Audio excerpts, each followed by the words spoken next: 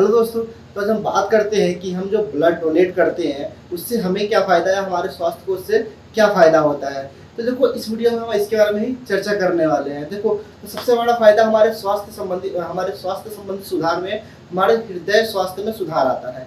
तो क्या होता है, जब हम ब्लड डोनेट करते हैं तो ब्लड में जो आयरन की मात्रा अधिक होती है वो ब्लड के साथ ही बाहर आ जाता है, जिससे हमारे हृदय को बहुत ही ज़्यादा जो दबाव होता है वो कम हो जाता है, जिससे कि हार्ट अटैक का खतरा या फिर रोग, जो हृदय रोग के संबंधित जो रोग होते हैं उससे बचाव मिल जाता है। दूसरी चीज़, जब डॉक्टर भी कहते हैं कि 600 से 650 तक कैलोरी बर्न होती है एक ब्लड डोनेट करने पर। अब दूसरी और तीसरी चीज़ क्या होता है कि नए रक्त कोशिकाओं का निर्माण होता है। देखो, जब तक आप ब्लड डोनेट नहीं करते आपके बॉडी में जो पुराना रक्त कोशिका है वही चलती आ रही है, लेकिन क्या होता है जैसे ही हम ब्लड डोनेट करते हैं तो जितना ब्लड हमारे शरीर से बाहर निकलता है तो बॉडी उसको रिकवरी भी तो करती है। तो उसके लिए क्या होता है, बोन मैरो में जो ब्लड सेल्स होते हैं वो सक्रिय हो जाते हैं, जिससे क्या होता है कि हमारा जो मेटाबॉलिज्म है वो भी सुधर जाता है।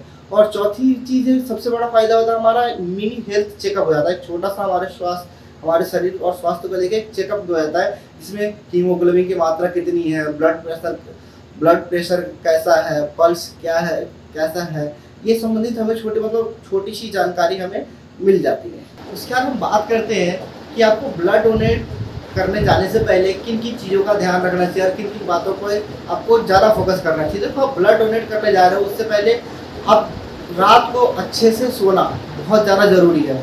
दूसरी चीज़, रात को सोने से पहले आप हल्का नाश्ता करना और हेल्दी नाश्ता करना, और पानी अधिक मात्रा में पीना बहुत ज़्यादा ज़रूरी है, जिससे कि आप ब्लड डोनेट करोगे उस समय आपको कोई भी परेशानी नहीं होगी। तो चलो हम बात करते हैं दूसरी चीज़ की, किन परिस्थितियों में हमें ब्लड डोनेट करना चाहिए, या फिर कौन से व्यक्ति है जो ब्लड डोनेट कर सकता है और कौन सा व्यक्ति है जो ब्लड डोनेट नहीं कर सकता है।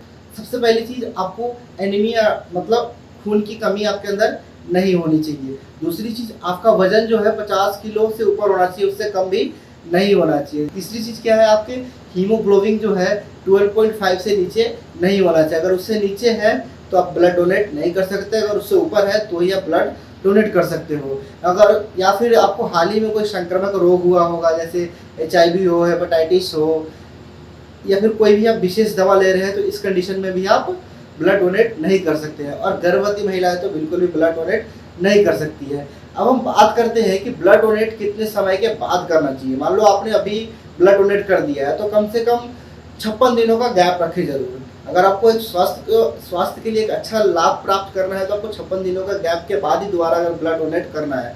अगर आपको दूसरी बार ब्लड डोनेट करने के लिए कोई जल्दबाजी नहीं है तो अगर आप पुरुष हैं तो कम से कम 12 हफ्तों का टाइम लें। अगर आप स्त्री हैं तो कम से कम 16 हफ्तों का टाइम जरूर दें, उसके बाद ही आप दोबारा ब्लड डोनेट कर सकते हैं। तो अब बात करते हैं कि ब्लड डोनेट करने के बाद आप देखभाल कैसे करें। तो देखो, जब आप ब्लड डोनेट कर देते हो तो उसके 48 घंटे तक आपको तरल पदार्थ मतलब जैसे कि जूस हो गया, पानी हो गया, इसका सबसे ज्यादा पीना है। ये मतलब सबसे ज्यादा अपने शरीर में, बॉडी में डालनी है, ठीक है।